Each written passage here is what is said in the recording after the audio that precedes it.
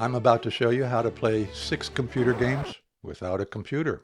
So I thought I would tell you how you can do it on your own with just an easel, a pad of paper, some index cards and tape, and you're pretty much good to go. All right, let's jump into it. The first game I call CLAMpardy, which is Jeopardy, but the CLAM stands for Christ, Love, and Majesty, which is what my ministry is all about. Let's imagine that you're the teacher.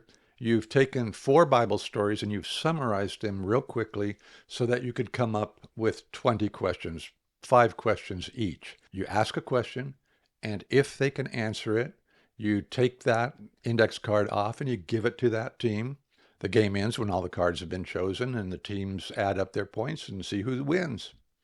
Next game, what for, which is Connect 4. Probably the best thing to do is to go out and buy the game of Connect 4.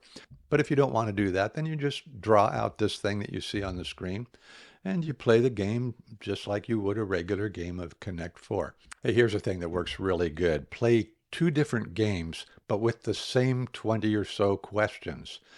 That way, there's no possibility that any kid can leave your class not knowing the answer to all those questions. It really works great. It's a lot of fun, too.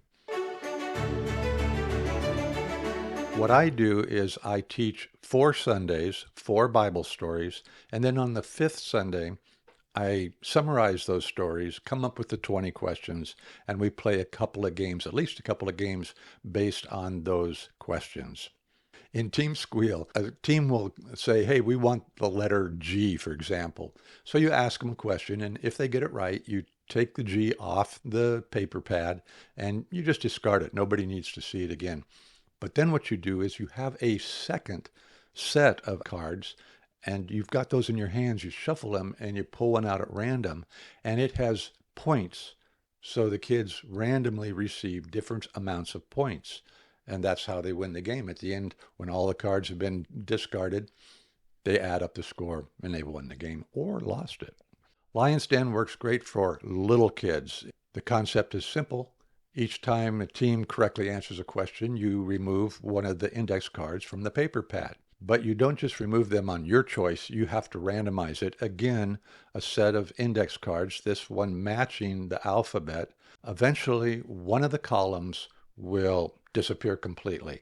And that team that took that last card is the winning team. Okay, we've come to the final 2 games. These do not use an easel and the rest of the stuff. Instead, because they're a little bit hard to put together, I recommend that you just simply download them from me. I've got them for you, and you can get them in the link below at my Ko-fi.com account. First one is bingo cards, and you get all the things that you see on the screen here. And it's real simple. The 2 bingo cards are the same numbers that you call randomly, but they're in random order on each card. If you would like to play the best 2 out of 3 games, then just make 3 copies and you're good to go. And at last, the final game, it's called Fanciful Animals. It is not a turn-based game. The kids aren't competing at all. They're just having a good time.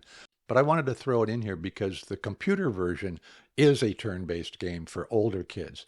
This printable version is really good for preschoolers, especially when you're talking about God making things, making us, making the world, making animals. So you get 5 animals and you cut them up in each one into 3 sections, the head, the middle, the tail.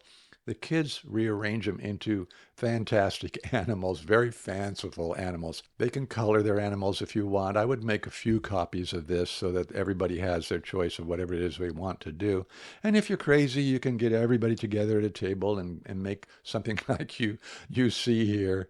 Okay, well, whatever as it is. I think that's probably a good time for me to kind of shuffle off into the next video. I'll see you then. God bless you now.